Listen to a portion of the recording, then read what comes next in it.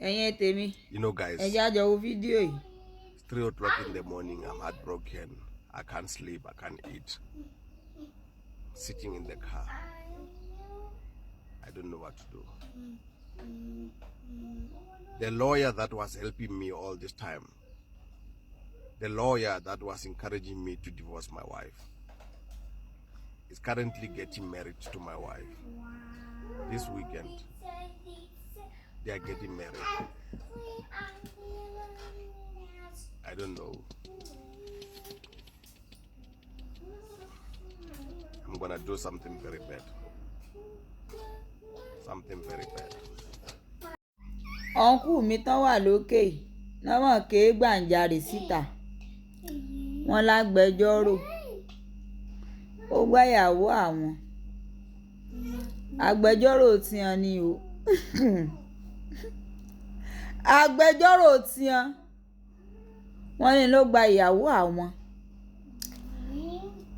Ẹ mọ̀ wípé ẹni bá ti ṣe statutory marriage yóò nílò agbẹjọ́rò bí wọ́n bá túká.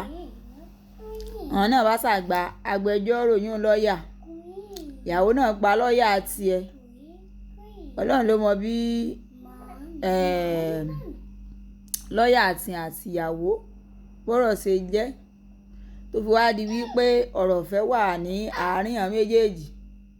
Wọ́n bá sunkún síta wípé sàn lè imagine. A lè imagine kí ni? Ibẹ̀ yìí lẹ́ẹ̀ fẹ́ mọ́. Ẹni tó sì nílò rẹ̀ ó rí e. Kò lẹ́jọ́ nù. Béèyàn bá lọ dalẹ̀ síta. Àkólé oṣù àkókò lè wà ń bẹ kó mọ̀ jẹ́ra mọ́ bẹ. Àwọn okò ń ti ẹ̀wọ̀n àbí? Ẹ̀yin lẹ́ẹ̀ fẹ́ mọ́ àbí? Lọ́ọ̀yà yín sì rí pé òun nílò wọn ti òun láti fi hàn ṣaya. Òun sì ṣe kò yẹ kí ní ó tún mọ bí máa bò ni. Wọ́n ní ẹ̀jẹ̀ ẹlẹ́gùn ni. Wọ́n ní ẹ̀jù dànù. Ẹ tún lẹ́ran díẹ̀ ń bẹ́ẹ̀ àbí ṣe ex yín kó mọ́ di ìyàwó mọ́ ni àbí ṣe kó mọ́ lọ́kọ mọ́ ni àbí torí òye mi. Kò yé mi o. Àbí ṣé ní tí lọ́ọ̀yà sì ò dáa. Ṣé ní tí lọ́ọ̀yà sì ò dáa ni àbí ẹ̀yin èèyàn mọ̀ gbà mí comment section. Ṣé ní tí lọ́ọ̀yà sì ò dáa.